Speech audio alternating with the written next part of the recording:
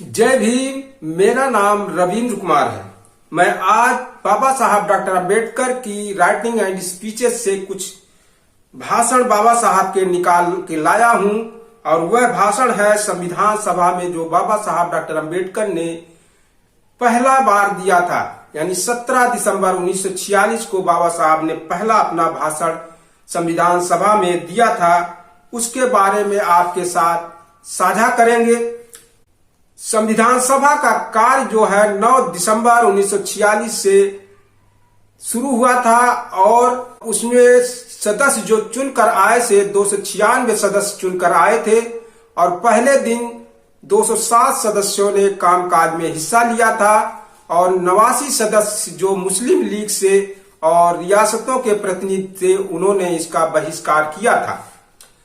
और 13 दिसंबर 1946 के दिन पंडित जवाहरलाल नेहरू ने संविधान का योग्य और लक्ष्य बताने वाला प्रस्ताव रखा था, यानी संविधान के प्रस्ताव बनाए जाने का उन्होंने प्रस्ताव रखा और उस प्रस्ताव का जो समर्थन है पुरुषोत्तम दास टंडन ने किया था।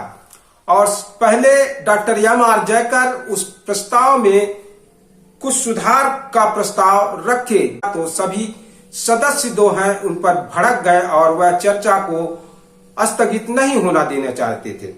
इसके बाद जो संविधान सभा के अध्यक्ष डॉक्टर राजेंद्र प्रसाद से उन्होंने बाबा साहब को आमंत्रित किया। बाबा साहब जब 17 दिसंबर था और मंगलवार का दिन था, बाबा साहब को उन्होंने आमंत्रित किया।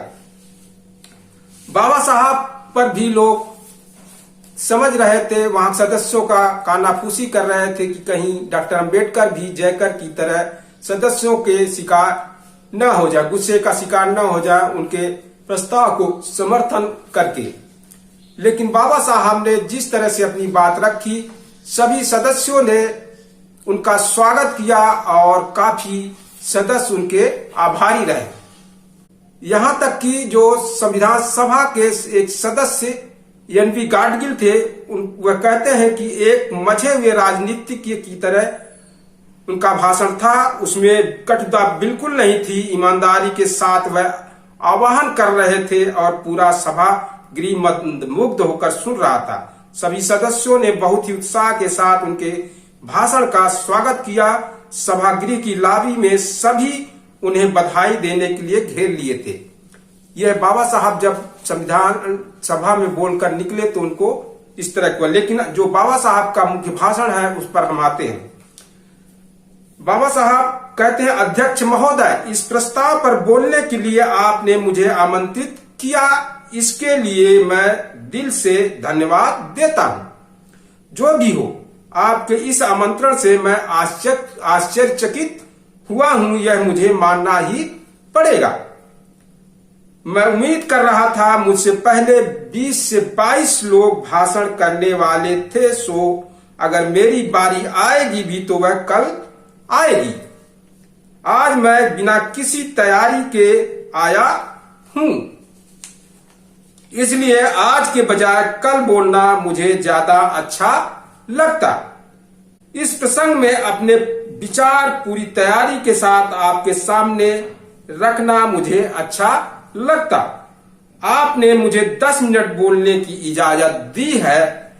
इतने कम समय में इस प्रस्ताव पर बोलकर मैं इसके साथ कैसे न्याय कर पाऊंगा, यह मेरी समझ में नहीं आ रहा है।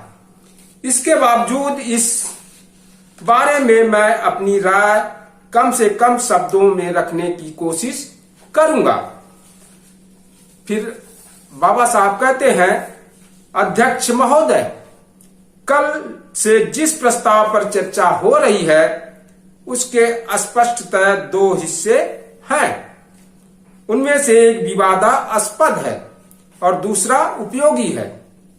प्रस्ताव के 5वें से 7वें परिच्छेद तक का हिस्सा उपयोगी है। इन परिच्छेदों में भारत के भविष्यकालीन संविधान के लक्ष्यों को दिखाया गया है। मुझे यहाँ कहना ही पड़ेगा कि पंडित जवाहरलाल नेहरू जैसे समाजवादी द्वारा तैयार किया गया यह प्रस्ताव भले उपयोगी हो लेकिन बेहद निराशाजनक है। प्रस्ताव के इस हिस्से में उन्होंने जो कुछ शामिल किया है, मुझे उम्मीद थी कि वे इससे आगे जाकर सोचेंगे। इस प्रस्ताव में कुछ अन्य खामियां भी हैं। मैं देख रहा हूं कि प्रस्ताव के इस हिस्से में कुछ अधिकारों के बारे में व्यवस्था को साफ साफ बताया है कि लेकिन उन्हें हासिल करने के उपायों का या किसी योजना का उसमें जिक्र नहीं है। आप जानते हैं कि लोगों के हक जब छिन जाते हैं तब ऐसी व्यवस्था बेकार ही कही जाएगी जिसमें छीने गए हकों को फिर पाने का कोई प्रबंध न हो। ऐसे उपायों की मुझे इसमें कमी महसूस हो रही है। किसी भी व्यक्ति के प्राण, उसकी आजादी, उसकी संपदा कानूनी कार्रवाई के बिना छीनी नहीं जा सकती। यह सर्वमान्य सूत्र भी इस प्रस्ताव में मुझे कहीं नहीं दिखाई देता। कानून और नीति की सीमा के तहत मौलिक अधिकारों की व्यवस्था की गई है। असल में कानून क्या है और नीति के क्या मायने हैं, यह उस वक्त की सरकार ही तय करेगी। तब एक शासनकर्ता एक नजरिया अपनाएगा तो दूसरा कोई और नजरिया अपनाएगा। तत्कालीन शासनकर्ता पर अगर यह फैसला छोड़ दिया जाए तो पता नहीं मौलिक अधिकारों की स्थिति क्या बनेगी। यह बताना मुश्किल है। महोदय, प्रस्ताव में आर्थिक, सामाजिक और राजनीतिक न्याय की व्यवस्था दी गई है।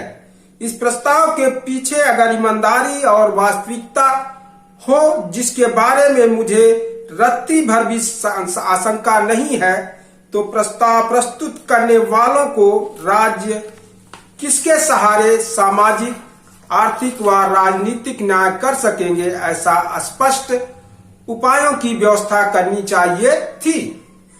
इस पृष्ठभूमि पर मैं सोच रहा था कि देश में आर्थिक, सामाजिक न्याय की व्यवस्था पर अमल कर पाने के लिए खेती और उद्योगों के राष्ट्रीयकरण की व्यवस्था प्रस्ताव में होना आवश्यक था। समाजवादी अर्थव्यवस्था के बगैर भविष्य में कोई भी सरकार देश में सामाजिक, आर्थिक और राजनीतिक न्याय कैसे कर पाएगी, यह बात मेरे समझ में नहीं आ रही। इसलिए इस बात के स्पष्ट जिक्र के लिए मेरा विरोध न होते हुए भी मुझे यह प्रस्ताव थोड़ा निराशाजनक लगता है। इस प्रस्ताव के बारे में मेरे मत और जानकारी पेश करने के बाद यह सवाल मैं यहीं छोड़ रहा हूं। महोदय, इस महान देश के सामाजिक, राजनीतिक, आर्थिक, भविष्यकालीन संरचना और उज्जवल भविष्य के बारे में मेरे मन में तिल भर भी आशंका नहीं है। आज हम राजनीतिक, सामाजिक, आर्थिक नजरिए से विभाजित हैं, इसका मुझे एहसास है। एक दूसरे के खिलाफ लड़ने वाली छावनियों के समूह हैं हम, बल्कि मैं तो यह भी मानता हूं कि मैं भी ऐसी ही एक छावनी का नेता हूं। महोदय, यह सब भले सही हो, लेकिन मुझे पूरा यकीन है कि समय और स्थितियों को अगर अनुकूल बनाया जाए तो कोई भी शक्ति इस देश को एक होने से रोक नहीं सकती। तालियों की गड़गड़ाहट। विभिन्न जातियां और संप्रदाय होने के बावजूद हमें एक होने से कोई नहीं रोक सकता।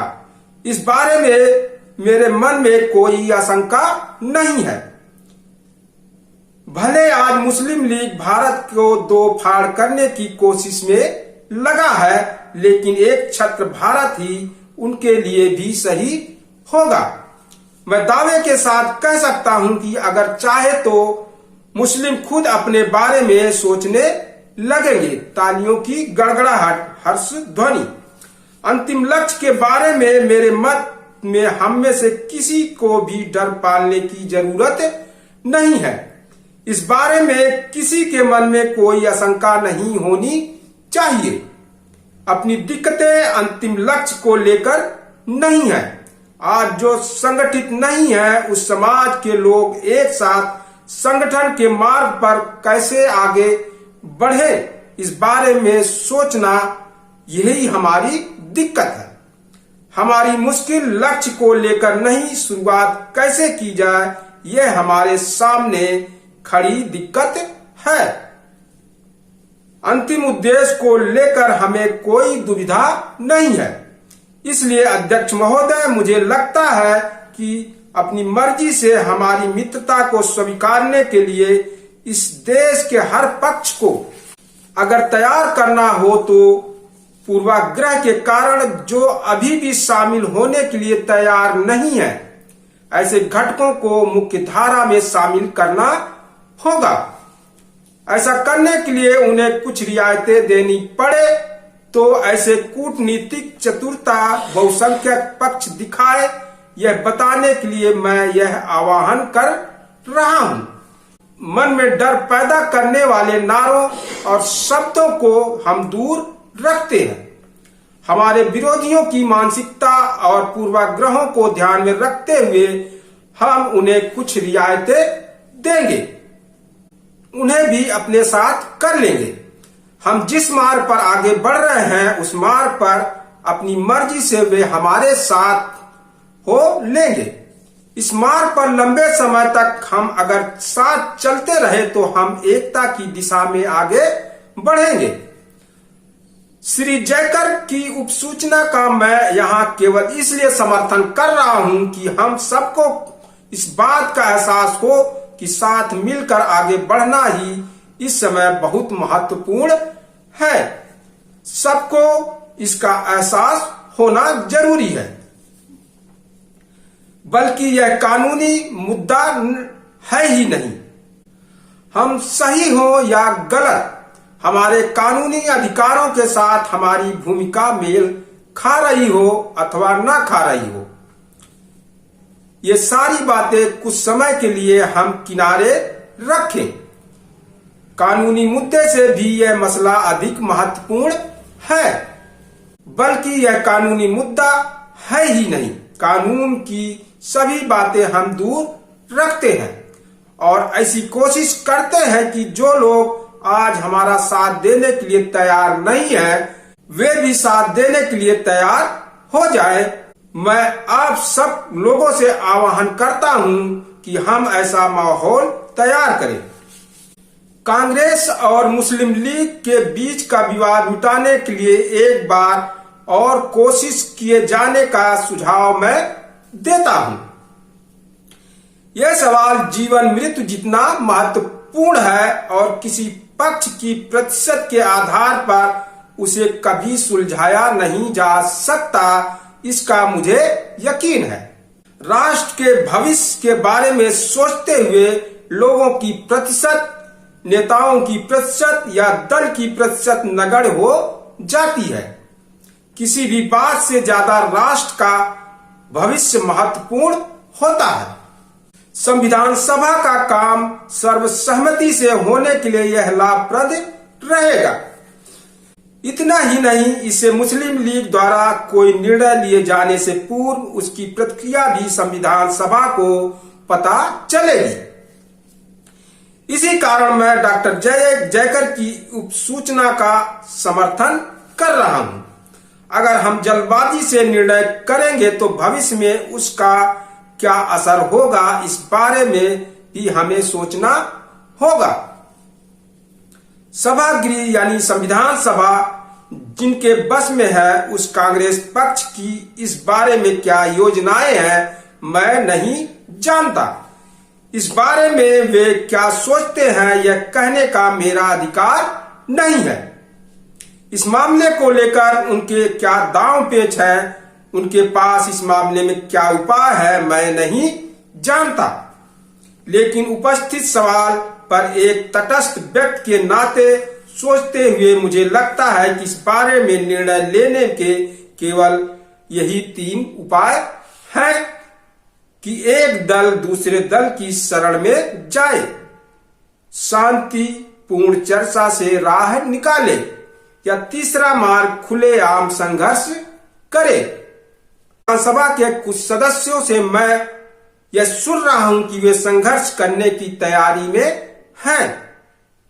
मैं मानता हूं कि राष्ट्र के सामने उपस्थित समस्या का हल युद्ध के जरिए ढूंढने की कल्पना देश के किसी व्यक्ति के दिमाग में आए, इससे मैं भयभीत हो गया हूं। मैं नहीं जानता कि देश के कितने लोग इस सोच का समर्थन करते हैं। मुझे लगता है इसके कई समर्थक हैं। मुझे लगता है कि ऐसी कल्पना को बहुसंख्यकों का समर्थन मिलने के पीछे वजह यही होगी कि उन्हें लगता है कि यह युद्ध अंग्रेजों के खिलाफ होगा। लेकिन महोदय, यहाँ जिस युद्ध के बारे में सोचा जा रहा है, क्या उसमें केवल स्थानीय, सीमित और केवल अंग्रेजों के खिलाफ रखा जा सकता है? अंग्रेजों के अलावा किसी और के साथ लड़ना ना हो तो ऐसी योजना के लिए मेरे विरोध का कोई वजह नहीं होगी। लेकिन क्या यह युद्ध केवल अंग्रेजों के खिलाफ होगा? किसी संकोच के बगैर मैं इस सदन को यहां तक संभव हो स्पष्ट रूप से कहना चाहूंगा कि इस देश में अगर युद्ध हुआ और यह युद्ध का संबंध अगर हमारे सामने उपस्थित समस्याओं का साथ जुड़ा हो तो यह युद्ध अंग्रेजों के खिलाफ नहीं होगा, यह होगा मुस्लिमों के खिलाफ। उससे बुरी बात यह हो सकती है कि यह युद्ध अंग्रेजों और मुस्लिमों के संयुक्त मोर्चे के खिलाफ होगा। जिस प्रकार इस युद्ध को होने का मुझे डर है, उससे अलग तरीके से यह युद्ध होने की संभावना मुझे नजर नहीं आती।